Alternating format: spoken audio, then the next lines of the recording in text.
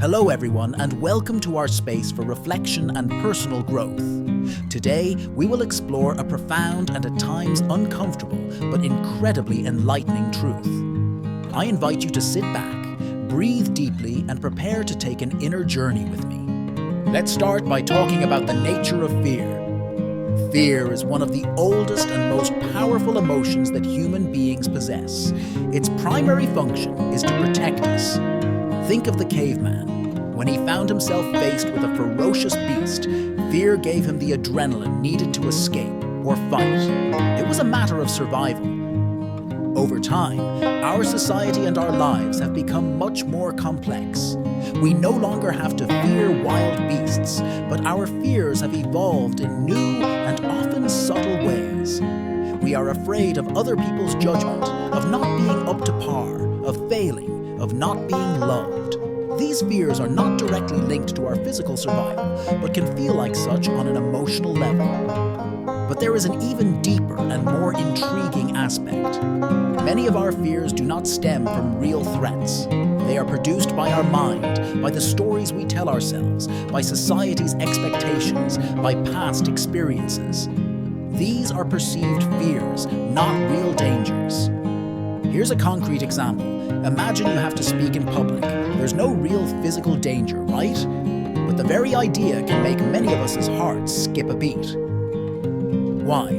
Because we fear judgment, the possibility of making a mistake, of being embarrassed. This is a perceived fear. Understanding that many of our fears are self-generated is the first step in addressing them.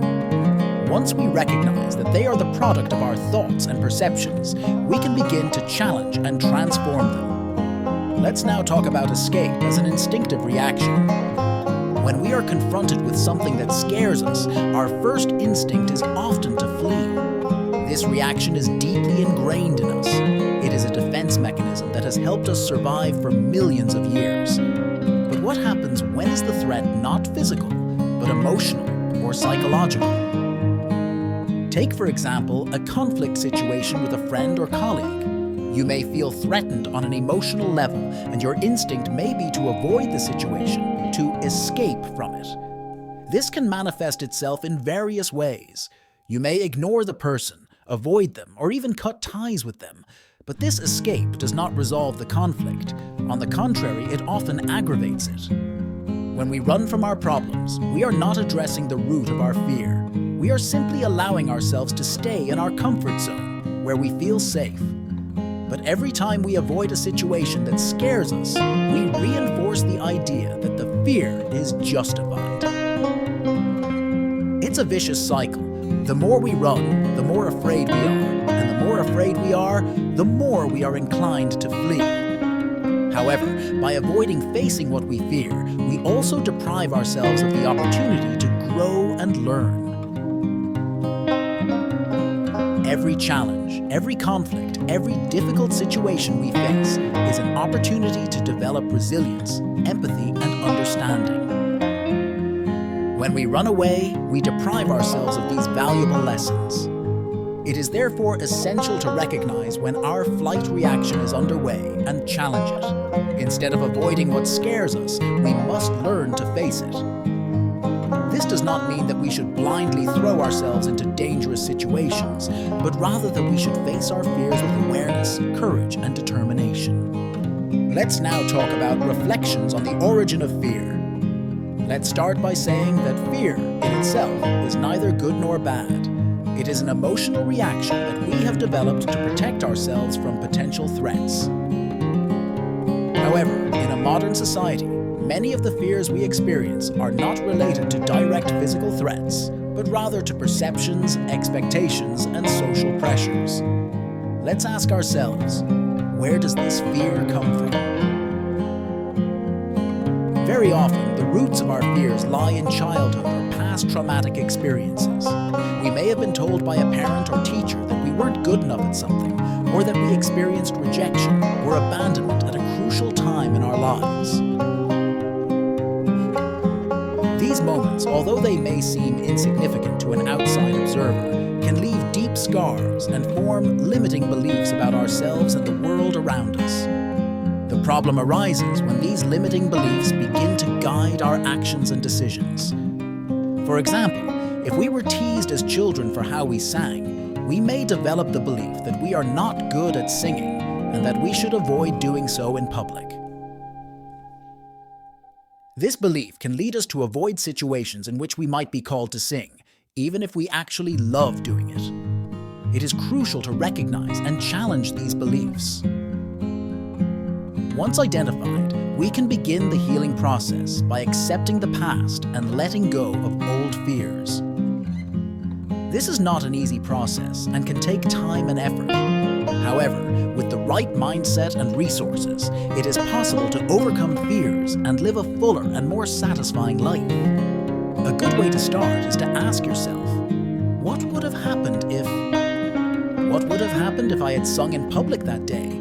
Maybe you would have received applause, or maybe you would have made mistakes, but either way, you would have learned and grown as a person. It is our approach to situations, and not the situations themselves, that determines our experience of reality. Lastly, the power of conscious action. Action is the great antidote to fear. Every time we act, we send a strong message to our mind that we are capable, competent, and that we can face what scares us. But it's not simply acting for the sake of acting. It is essential to move with awareness and intention. The reason many people find themselves trapped in cycles of avoidance is because they tend to react impulsively to their fears. When we feel scared or anxious, our instinctive reaction may be to flee or avoid the situation. This reaction is rooted in our biology. It is our fight or flight mechanism that protected us from predators in ancient times. However, in modern society, these reactions often do not serve our best interests. Avoiding what we fear only reinforces our belief that it is truly scary or dangerous. This is where mindful action comes in. Instead of reacting impulsively, let's take a moment to reflect on why we feel scared. Let's ask ourselves, what's the worst that could happen if I face this fear? And what would be the best possible outcome? Very often, we will find that our fears are irrelevant to the potential benefits of addressing the situation. By making a conscious decision to act despite fear, we begin to erode the power it has over us. A useful exercise is to set small challenges for ourselves. If, for example, we are afraid of speaking in public, we could start by sharing our opinions in small groups or taking public speaking courses. Every small victory will give us more self-confidence and help us build a resilient mindset. Let's always remember that action is like a muscle. The more we use it, the stronger it becomes. And every time we choose to face our fears, we become a little bolder, a little more courageous, and one step closer to the life we want to live. Remember, it is not by avoiding fear that we become strong, but by facing it. The next time you feel tempted to flee, remember today's words and find the courage to face what you fear. Freedom and growth await on the other part. Thank you for sharing this time with me. I send you an energetic hug, and I'll see you in the next video.